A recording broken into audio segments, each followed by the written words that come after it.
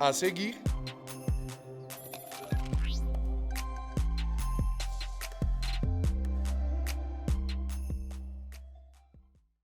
Olá pessoal, quarta-feira, dia 27 de setembro, e no programa de hoje você vai saber qual é a importância do ensino das artes como a dança e o teatro no desenvolvimento das crianças. O Mundo UFG já está no ar.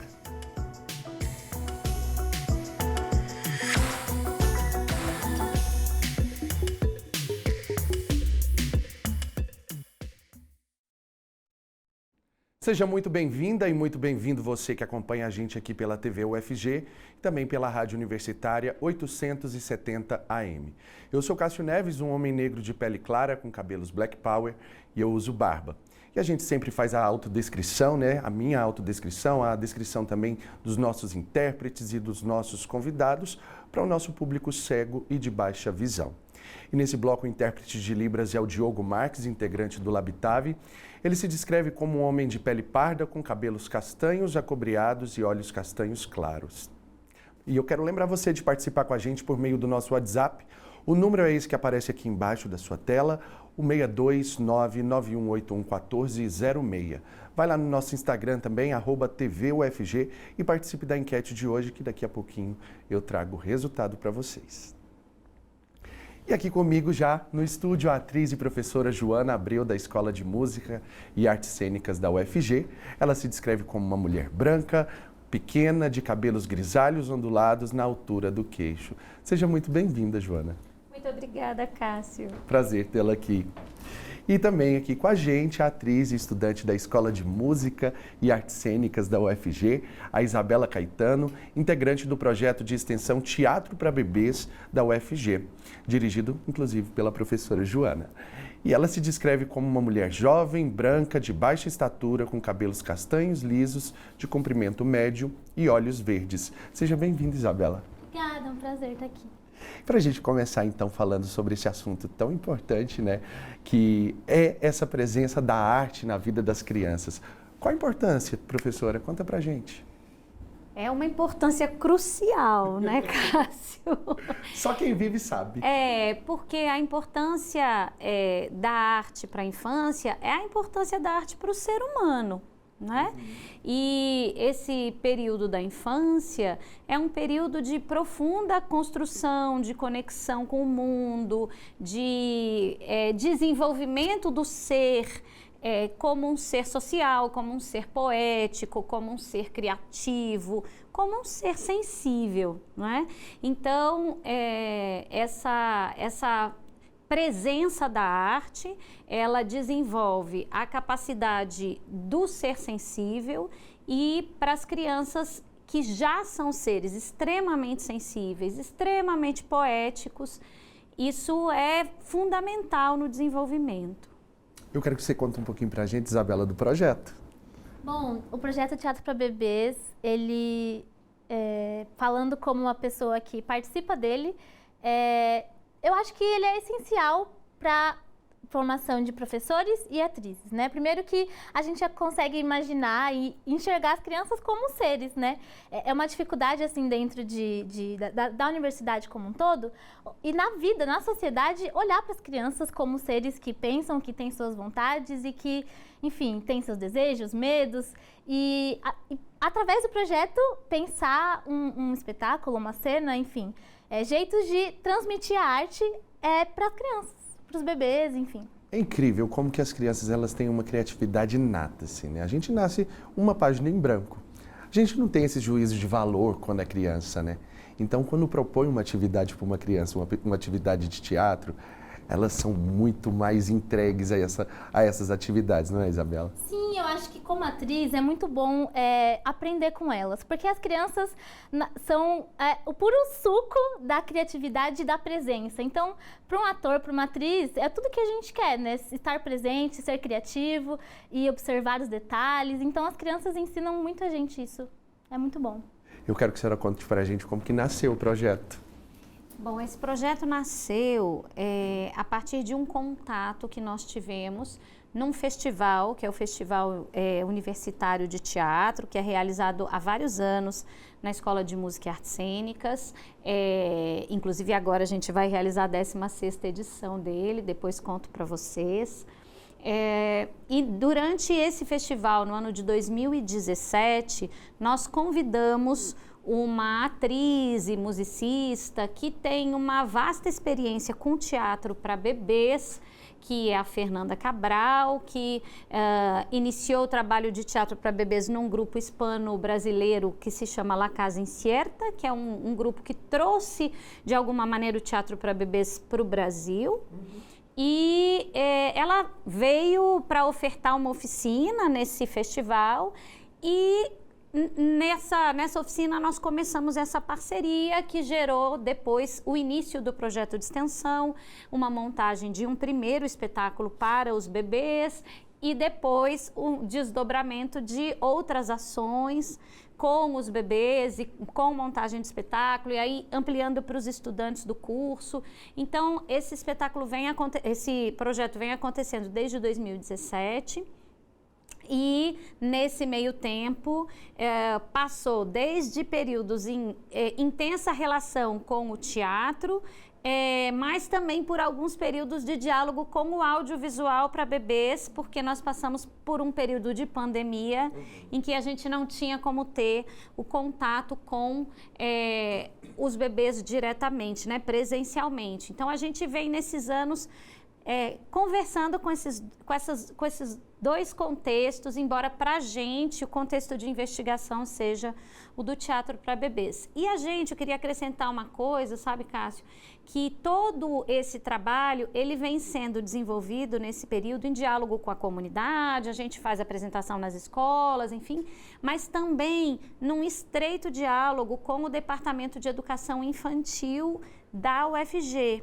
Inclusive a Isabela é estagiária lá. Exatamente. E a vice-coordenadora do projeto de extensão também é professora lá. Então, é um diálogo muito estreito, de forma que a gente sente, assim, que o DEI nos permite o espaço de construir os espetáculos em diálogo com as crianças, porque a gente vai até lá, observa o cotidiano das crianças, a gente volta para a sala de ensaio, começa a criar o espetáculo, volta no DEI, mostra cenas, pedaços para os bebês, eles assistem e se comunicam conosco de várias maneiras, nos indicando caminhos, e a gente volta para a sala de ensaio e volta a mexer e configurar o espetáculo. Então, essa parceria para a gente também, a gente considera fundamental na trajetória do projeto de extensão.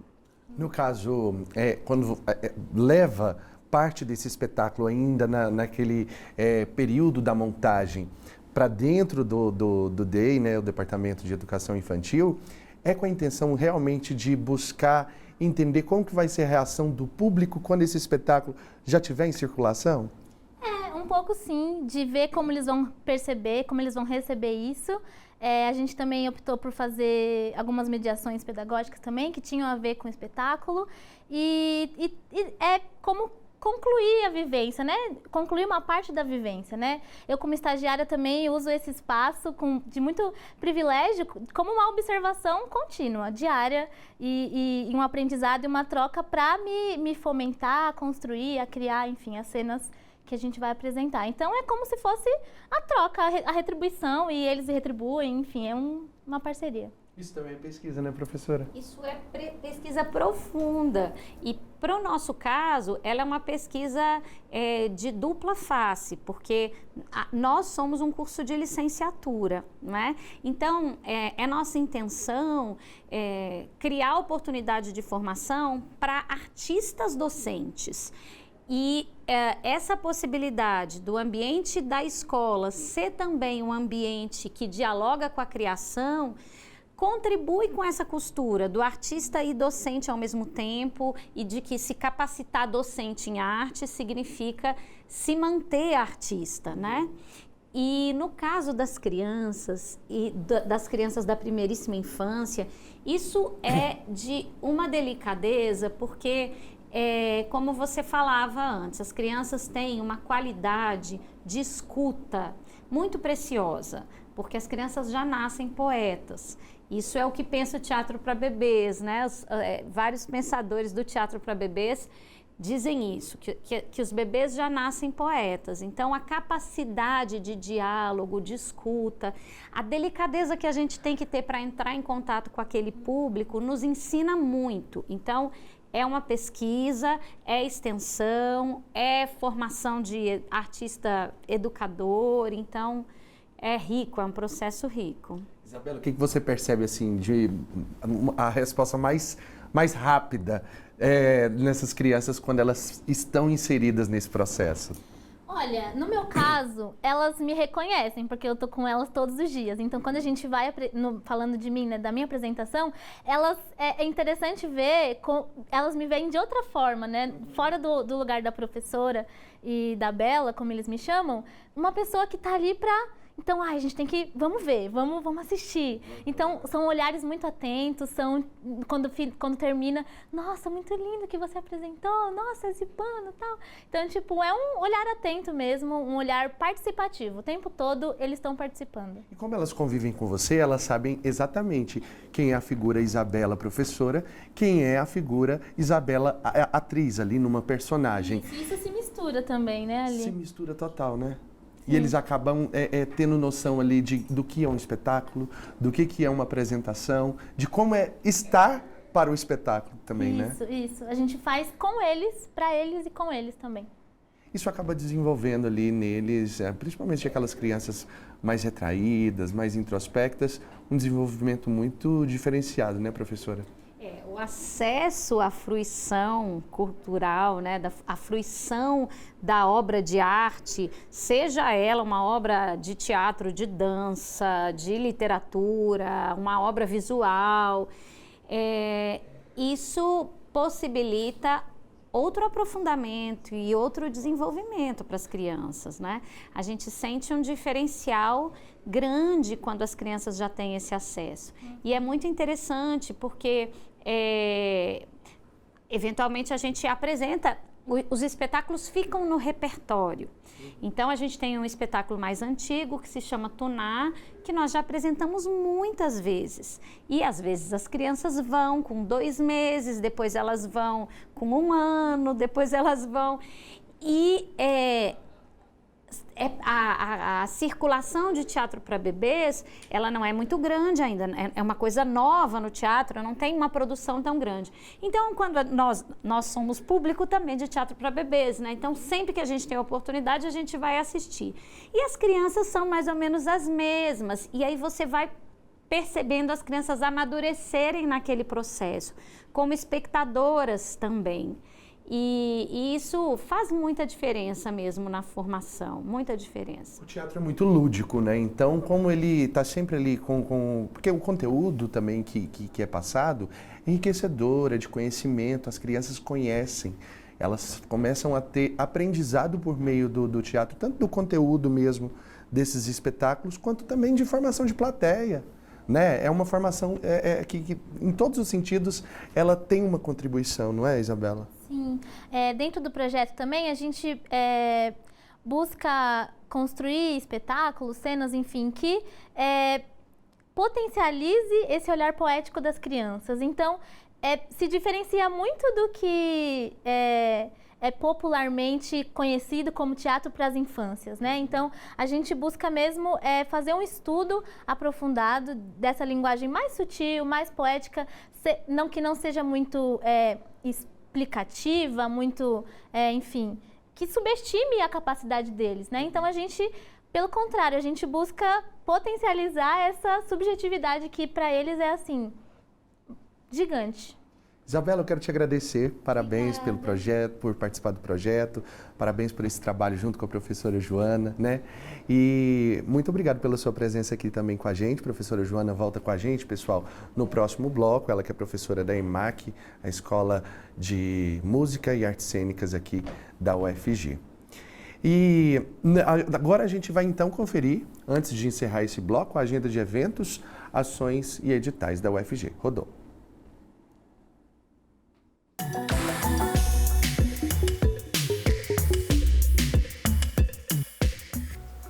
Fala pessoal, tudo bem? Meu nome é Maria Fernanda Ribeiro e sou uma mulher jovem de pele clara, com cabelos e olhos castanhos. Eu estou no corredor de um prédio da UFG, que tem uma janela de vidro logo atrás de mim. E agora a gente vai conferir um pouquinho do que é que está rolando na universidade. Está começando mais uma Agenda UFG. Vamos lá? As inscrições para a 40ª Semana da Física já estão abertas.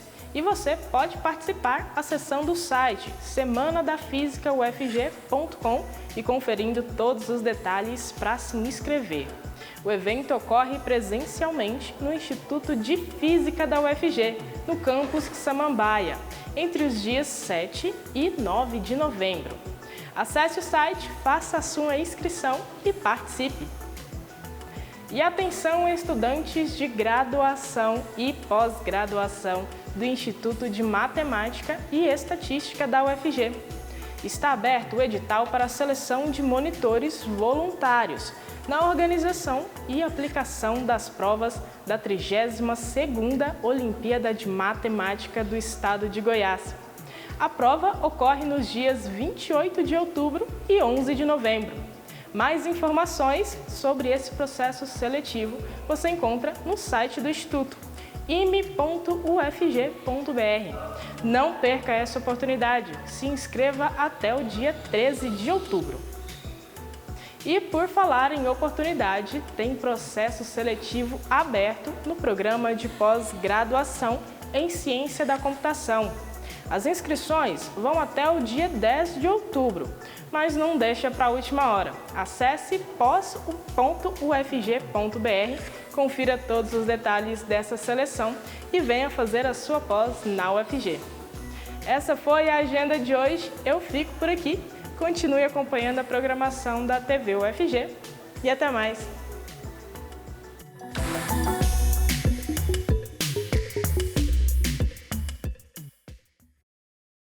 Valeu, Mafê, muito obrigado pelas informações. Agora, pessoal, nós vamos para um rápido intervalo. Já já a gente volta, mas eu quero lembrar você de participar com a gente, mandar sua pergunta também para as nossas entrevistadas por meio do nosso WhatsApp, que é o 629-9181-1406. Não deixe de mandar sua mensagem. Agora a gente volta, hein?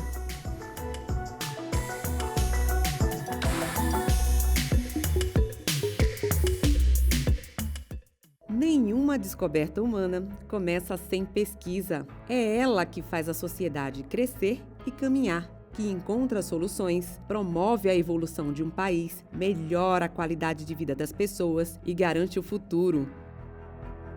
Desde 1981, a Fundação de Apoio à Pesquisa, a FUNAP, trabalha com a gestão de projetos de pesquisa, ensino e extensão, bem como o desenvolvimento institucional e inovação tecnológica. Ela atua como um verdadeiro escritório de negócios em apoio à Universidade Federal de Goiás e outras instituições científicas e tecnológicas nacionais, conectando o conhecimento acadêmico à experiência profissional para a promoção do desenvolvimento científico e tecnológico brasileiro. A FUNAP toma decisões baseadas nos princípios fundamentais: transparência, equidade, prestação de contas e responsabilidade corporativa. Traga seu projeto para a Fundação. Acesse o site funap.org.br ou entre em contato pelo telefone 3216-7300. FUNAP, porque grandes ideias precisam de apoio.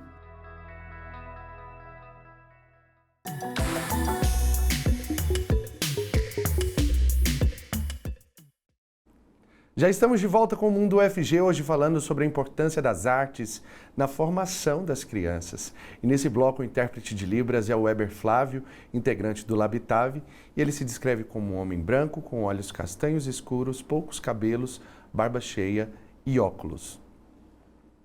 E de volta aqui comigo a atriz e professora Joana Abreu, da Escola de Música e Artes Cênicas da UFG. E já está aqui com a gente também a doutora em Educação e professora Fernanda Almeida, da Faculdade de Educação Física e Dança da UFG. Ela se descreve como uma mulher branca, jovial, magra e de baixa estatura, com cabelos castanhos, claros, ondulados na altura dos ombros, olhos castanhos escuros e usa óculos com armação preta. Seja muito bem-vinda. Muito obrigada. Que bom tê-la aqui. E antes da gente continuar o nosso bate-papo, pessoal, quero convidar então as professoras para a gente ver como ficaram os resultados das nossas enquetes. Pode pôr na tela aí para a gente ver então. A gente perguntou assim, ó, quais das opções abaixo podem ser promovidas com o aprendizado de artes? Letra A, empatia. Letra B, melhora da autoestima. Letra C, desenvolvimento cognitivo. Ou a letra D, todas as anteriores. E realmente a gente sabe que, já aqui com esse bate-papo que nós tivemos no primeiro bloco, que são todas as anteriores. A empatia, a melhora da autoestima, o desenvolvimento, né? Tudo isso. E nós perguntamos também, a qual tipo de arte você mais se dedicou na infância? 33% das pessoas disseram que foi a música, 33% para a dança, 12% para o teatro e 22% das pessoas disseram que outros tipos de artes, né? Pintura, enfim, temos vários outros tipos de artes, até mesmo circo, né?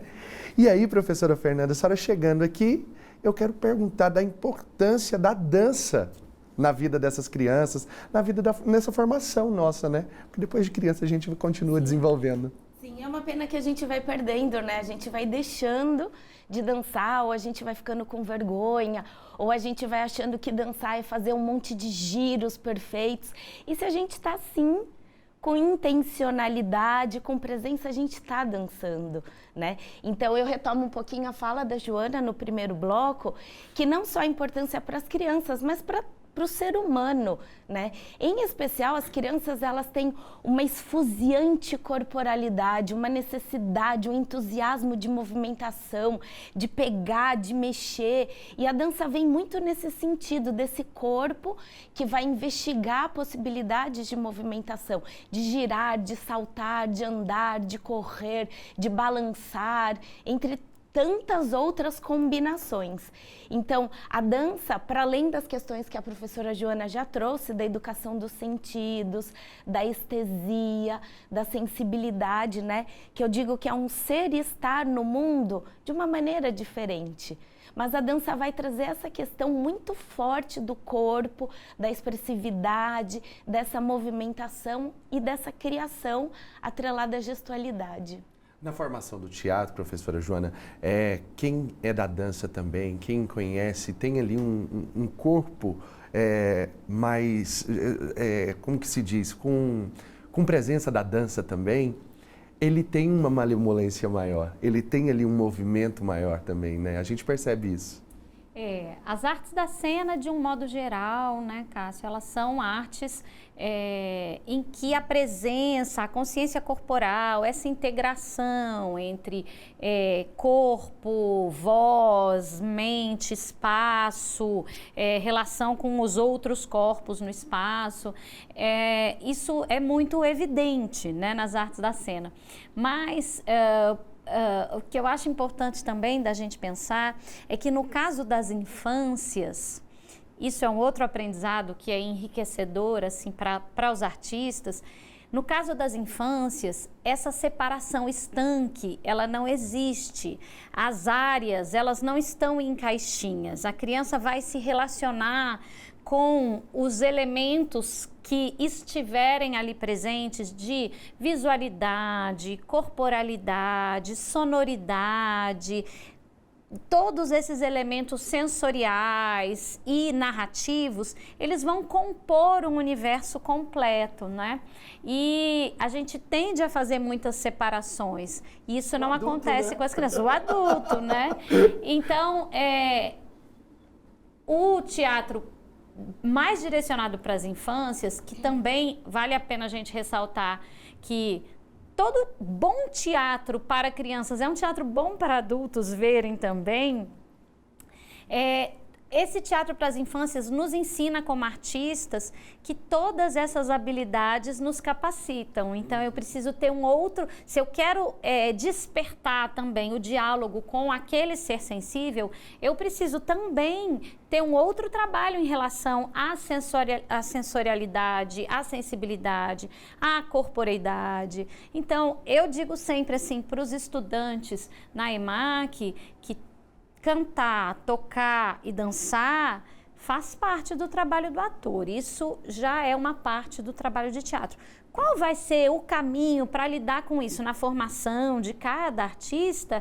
Isso vai variar bastante, né? Mas a dança e o teatro realmente são artes em estreito diálogo.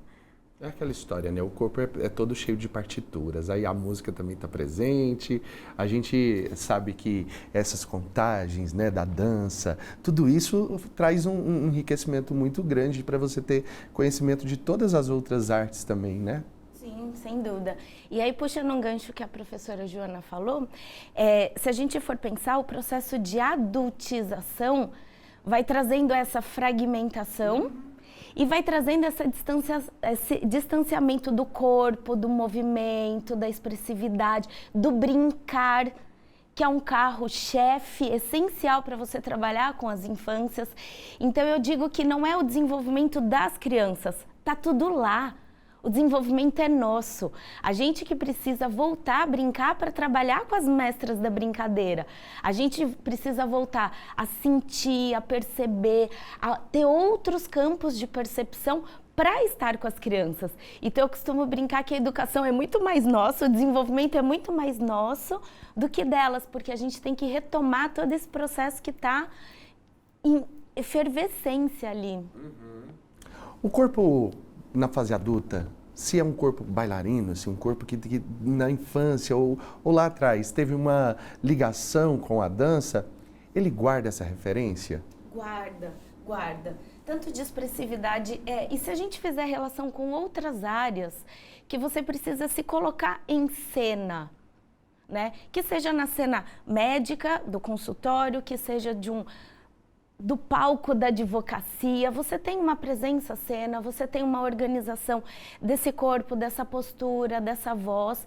É lógico que se não trabalha, a gente vai perdendo, né? Mas se você continua, mesmo que não seja um trabalho efetivo de dança, de teatro, mas se esse corpo continua em movimento, se essa expressividade continua sendo trabalhada, na fase adulta você tem uma linha muito bem costurada. A cena, como eu estava dizendo, professora Joana, ela também tem suas partituras, né? O andar no palco, as marcações, como a gente chama no teatro, né? Que é o simples andar, mas é um andar com atitude. É um andar do que o ator sabe o que a personagem já precisa fazer ali no palco. Tudo isso também é muito importante, né, nesse processo. A criança reconhece isso? A criança dialoga com isso, ela reconhece isso na possibilidade de diálogo e de fabulação e de fruição daquilo, né? Até porque quando a gente constrói a coreografia de um espetáculo para criança, né? A partitura, a gente pode chamar, a sequência de ações, e quando a gente fala de ações, não são só as ações físicas, né? Todas as ações que estão envolvidas ali, um som que entra, uma luz que surge, e como aquilo tudo compõe uma poética, né? Para propor para as crianças, a gente constrói isso não para que o espectador perceba cada elemento desses separadamente. A gente constrói isso para provocar no espectador algo que a gente imagina que é uma sensação específica. Isso não significa que a sensação provocada vai ser exatamente aquela que a gente imaginou no processo criativo. Mas é como se quando a gente imagina essa reação, esse diálogo com o espectador, e no nosso caso esse espectador é uma criança, a gente começa o diálogo com aquele espectador. E quando a gente propõe aquilo em cena, esse diálogo se aprofunda, porque a criança nos devolve ali a conversa. Então, ela olha de um jeito, ela se mexe de outro, ela se balança, ela ou não olha, ela olha para o refletor. E assim, aquilo vai se estabelecendo, porque aquele momento é um acontecimento. No caso do teatro, da dança também, né? Porque ele só acontece quando nós estamos juntos ali. Então, e ao mesmo tempo, ele não se finaliza naquele momento, porque a cada apresentação que a gente encontra as crianças e dialoga com elas nessa conversa teatral, a gente transforma o espetáculo também sutilmente um pouquinho e a gente se transforma como artista sutilmente um pouquinho. Então, a gente aprende muito mais com as crianças, como a Fernanda falava, a cada vez que a gente precisa criar para elas e estar presente, disponível, com escuta para elas, do que elas aprendem com a gente. A gente se beneficia muito mais. Daqui a pouquinho a gente retoma então esse nosso bate-papo aqui. E agora eu mudo de assunto um pouquinho, pessoal, para contar para vocês. Nós vamos conhecer agora um projeto em que estudantes e pesquisadores se reúnem para uma troca de experiências. Tudo isso acompanhado por um cafezinho e pipoca. Que delícia! Roda o VT. Ciência, café e pipoca e também troca de experiências. Essa é a proposta do projeto Hora da Ciência. Nós vamos te explicar um pouco mais sobre isso agora. Antes eu faço a minha autodescrição. Sou a Ana Clelma, uma mulher negra de pele clara, tenho cabelos pretos, cacheados, logo abaixo dos ombros. E a gente recebe aqui hoje a Carita Ribeiro, que é quem vai explicar um pouco mais para a gente sobre isso. Ela é pesquisadora do programa de pós-graduação em Biologia da Relação Parasito-Hospedeiro, que é aqui da unidade do IPTESP, né? Ela se descreve como uma mulher branca, tem cabelos cacheados, ruivos, também logo abaixo dos ombros. Tudo bem, Carita? Seja bem-vinda aqui ao nosso programa e explica para a gente o que é esse projeto Hora da Ciência.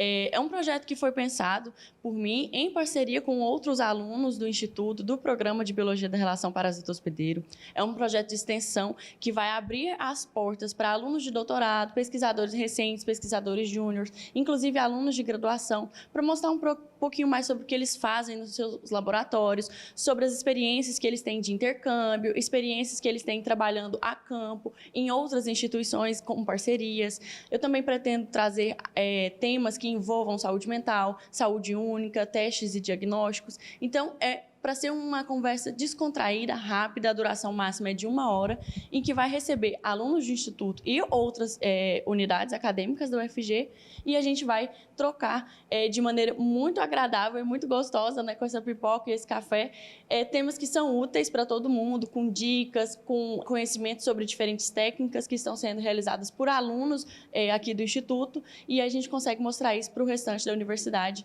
e quem sabe até em algum momento fazer essa divulgação virtual e aí ter mais gente participando. E agora nós estamos aqui com a Débora Carolina, que é pesquisadora aqui também, e ela é palestrante desse projeto, e ela fez recentemente um doutorado sanduíche nos Estados Unidos, e hoje vai contar um pouquinho para a gente dessa experiência. Ela se descreve como uma mulher de pele branca, tem cabelo cacheado, abaixo dos ombros, ruivos. Tudo bem, Débora? Conta para a gente um pouco como que foi sua experiência nesse intercâmbio lá. Primeiramente, bom dia, agradeço pela oportunidade. A experiência do intercâmbio, para mim, ela foi uma experiência que foi um divisor de águas na minha carreira, porque eu tive contato com um tipo de ciência que a gente não tem em decorrência da falta de recursos, né? E a gente sabe que a ciência precisa de recursos para funcionar. E eu tive a oportunidade de aprender de várias técnicas que aqui talvez a gente não teria os recursos para aprender, e eu tive também a oportunidade de conhecer diversos pesquisadores. É uma oportunidade muito boa para networking. Então eu tive contato com pesquisadores que eu só li os artigos, só li sobre a literatura que eles escreveram, mas nunca imaginei que eu poderia ter contato com eles, e foi uma experiência muito enriquecedora para mim. Eu tenho certeza que vai mudar os rumos da minha carreira aí como pesquisadora para sempre.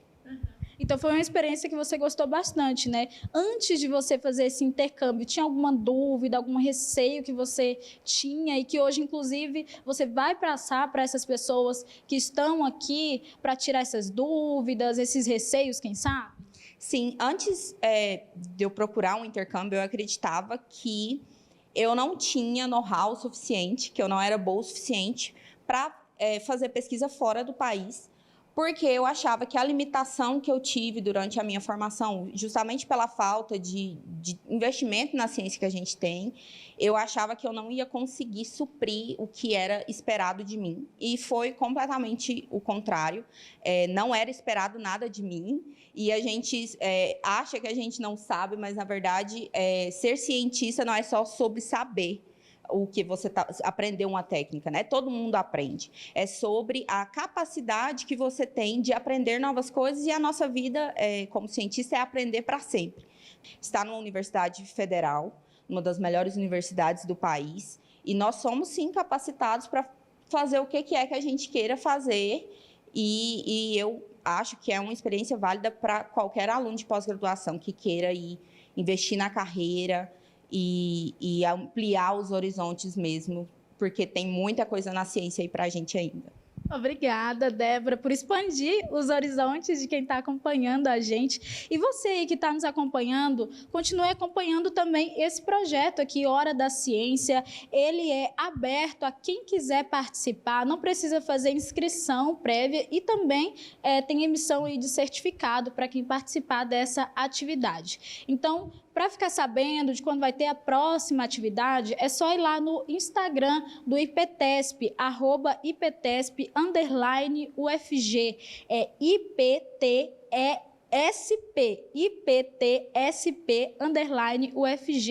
Por lá você fica por dentro sempre que tiver uma atividade nova. Então acompanhe esse projeto Hora da Ciência. Valeu, Ana Cleelma, muito obrigado pelas informações e agora nós vamos para um rápido intervalo e já já a gente volta.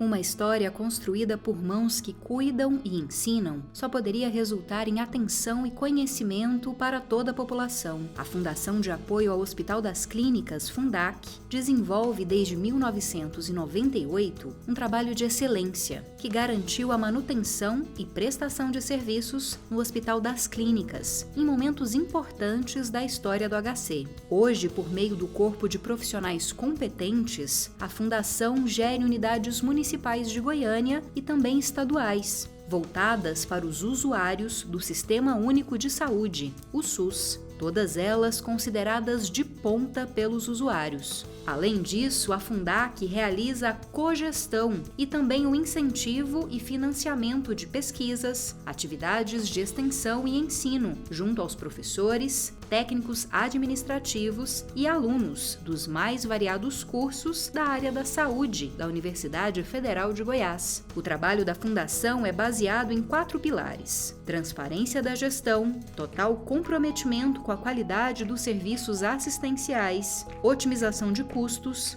eficiência e eficácia em uma assistência humanizada. Assim, ela atua com respeito, carinho e dedicação a quem precisar. Fundac, uma fundação feita por gente que cuida da gente.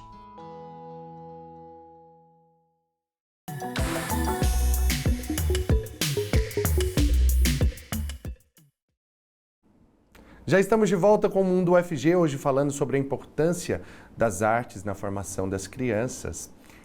E aqui comigo no estúdio de volta a professora Joana Abreu, da Escola de Música e Artes Cênicas da UFG, e também a doutora em Educação, professora Fernanda Almeida, da Faculdade de Educação Física e Dança da UFG. Assim como a professora Joana tem o projeto de extensão na área do teatro, né, o projeto Teatro para Bebês, a senhora também tem o Dançarelando. Conta um pouquinho dele pra gente, por favor. Dançarelando, minha menina dos olhos de coração, ele começou no início de 2016, faz tempo, né? E a ideia do Dançarelando é a gente ir para as escolas de educação infantil, centros municipais de educação infantil, e desenvolver propostas em dança com as crianças. Então são vivências, são experiências, mas todas elas são multilinguageiras. Justamente o papo sobre não fragmentação.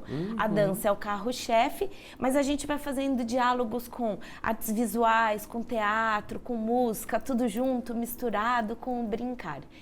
E aí então a gente começa, só que não são vivências pontuais, a gente não vai e vai embora. A gente fica um semestre inteiro no CEMEI, a gente fica um ano inteiro no CEMEI, às vezes a gente vai e volta, fica um semestre, um tempo e volta, justamente para consolidar, para que haja realmente uma transformação.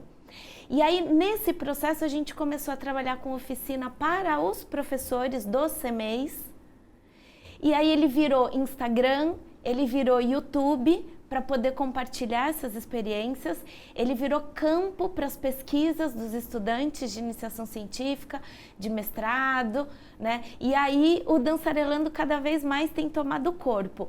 E a última nossa é trabalhar com o processo de criação em dança para crianças, como seriam adultos criando, pensando nessas espectadoras, né, que são as crianças. Olha só, é um processo lúdico mesmo, né, professora Joana? A gente percebe assim que sem arte a gente não conseguiria mesmo. Nesse período de pandemia, quanto que a arte também foi importante nesse processo, né? É muito importante, né? O que nos conecta com as nossas utopias, com a nossa capacidade de acreditar no futuro, nas transformações, nas superações, né? E, em geral, a arte nos ajuda muito nesse sentido. Todas as linguagens artísticas, né?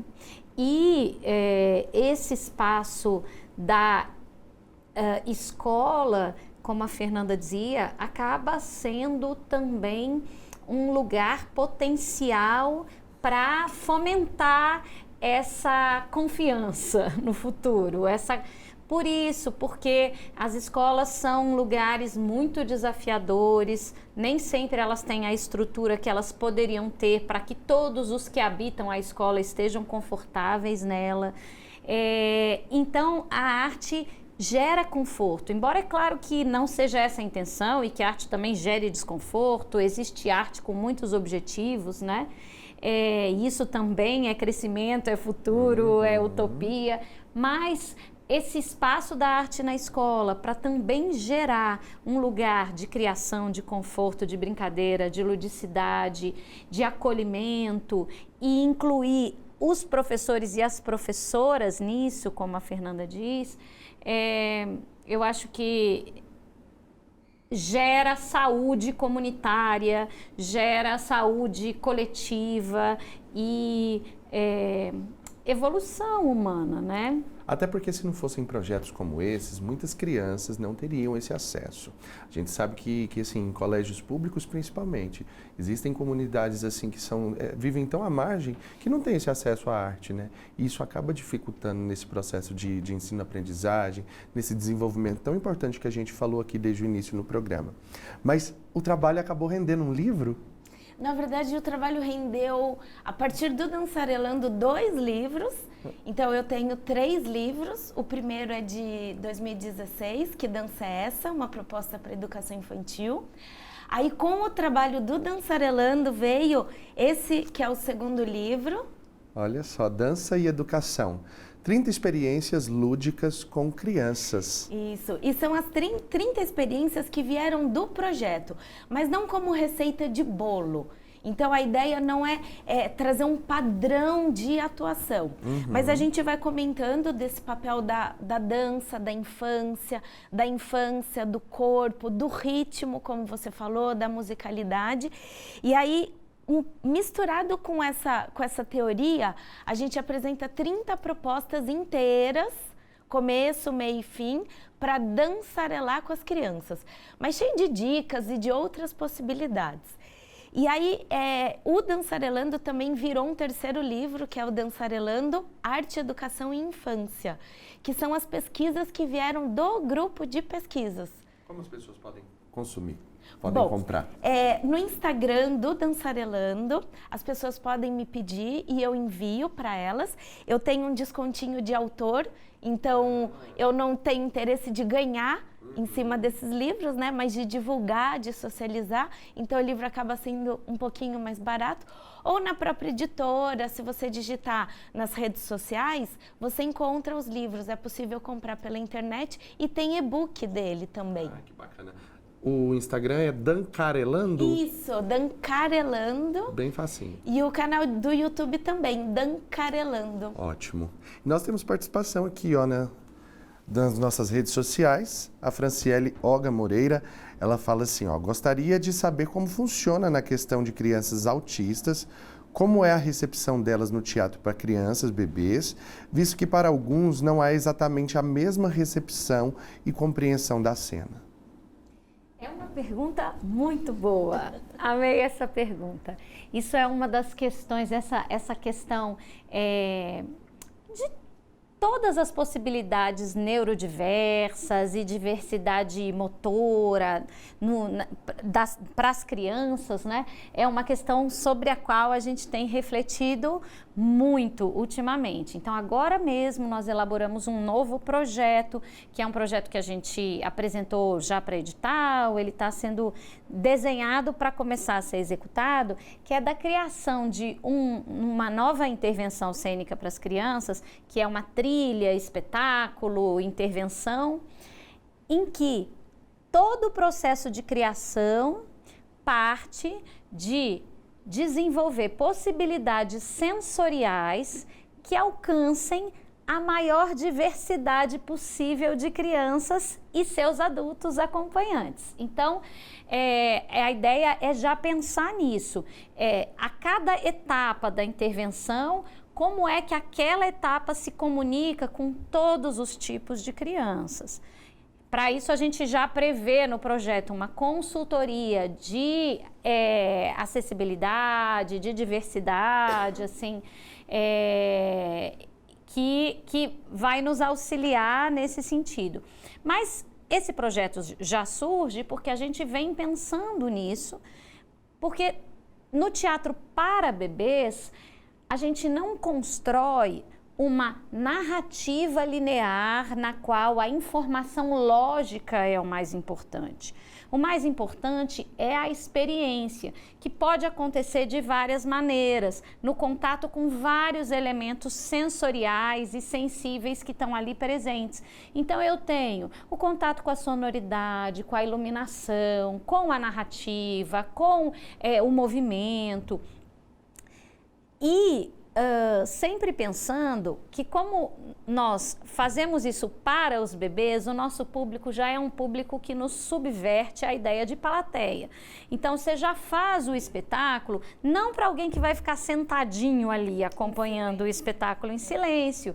Então a gente já orienta as famílias ou as professoras quando chegam com as crianças, no sentido de, se a criança se mover, se ela não prestar atenção, se ela falar, se ela chorar um pouco, mas não estiver desconfortável, tudo bem.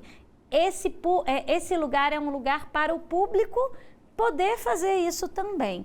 E isso nos dá flexibilidade para olhar cada criança do jeito que ela é. Então, a gente está nessa construção também. Por isso que eu gostei muito dessa pergunta, porque isso tem sido muito importante para nós. Seria chamada da quebrada da quarta parede, né? Ali desse público realmente está ali interagindo com quem está no palco também. Eu quero já agradecer aqui a professora Joana Abreu mais uma vez, professora da EMAC, da UFG, professora Fernanda Souza também, da Faculdade de Educação Física e Dança da UFG. Muito obrigado pela participação de vocês aqui com a gente.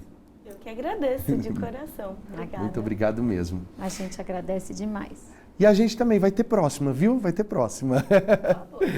E agora nós vamos conferir a exposição Vicissitudes, que está rolando na Galeria da Escola do Futuro em Artes Basileu França. As Escolas do Futuro são geridas por meio de um convênio entre a Fundação RTVE e o Governo de Goiás. Rodou.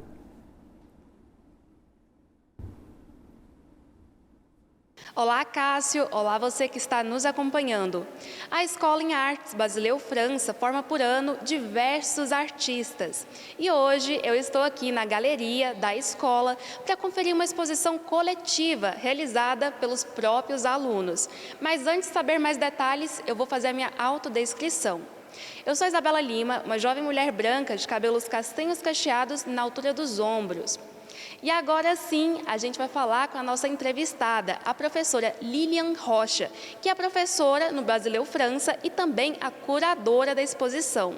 Ela se descreve como uma mulher jovem, mediana, de cabelos loiros lisos e olhos claros. Bem, professora, seja bem-vinda, boa tarde. Bora começar falando sobre o nome. A exposição se chama Vicissitudes. Como surgiu esse nome? Qual é o significado por trás? Olha, Isabela, a gente passa por um turbilhão de transformações, de coisas que surgem ao longo do dia, do processo. E essas telas, elas passaram por isso, através dos alunos, que eles chegam com uma tela branca, né? E eles transformam aquilo ali em vida. Os telespectadores podem estar depois conferindo através dos trabalhos essa vida que eles passam através das cores, das técnicas, né, das poéticas que eles inserem nos seus trabalhos. E aqui eu estava conferindo a exposição com a senhora, né, antes da filmagem, e a gente estava comentando como a exposição é colorida, é diversa, tem diversas técnicas. Pode explicar um pouquinho para a gente como foi feita essa produção das peças, como foi pensado? Eu tenho várias turmas. Em algumas turmas é estipulado a temática. Em outras, ele é bem livre, né? Então, os alunos chegam com a proposta deles, a gente olha a temática e a gente vê qual seria a técnica a ser melhor desenvolvida no processo. Então, ao longo do processo, eu estou ajudá-los a desenvolver, a explicar, a dar um norte para eles, para que possam ser realizados os trabalhos. E nisso a gente tenta colocar ao máximo, assim, cores contrastantes ou cores análogas, de maneira que converse bem com a proposta idealizada. E para finalizar, vamos deixar aquele convite para quem está nos assistindo. O que a senhora tem a dizer para essas pessoas? O que elas vão encontrar aqui, né? Até quando elas podem conferir a exposição? Olha, pessoal, eu aconselho vocês a dar uma conferidinha, viu? Porque está muito bonito.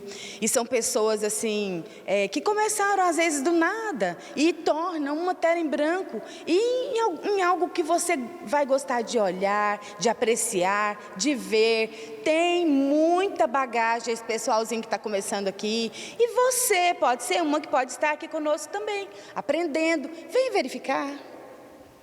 É isso aí, pessoal. Como a professora disse, vem conferir a exposição. Ela fica disponível aqui na Galeria do Basileu França até o dia 29, sexta-feira desta semana. Ainda dá tempo de conferir todos os trabalhos aqui disponíveis. Corre, vem logo!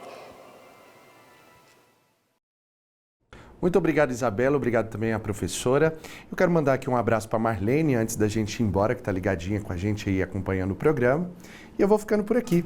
Mas eu te espero amanhã, a partir da 1 da tarde. Quero te agradecer aqui por ficar junto com a gente. Beijos e até mais. Tchau!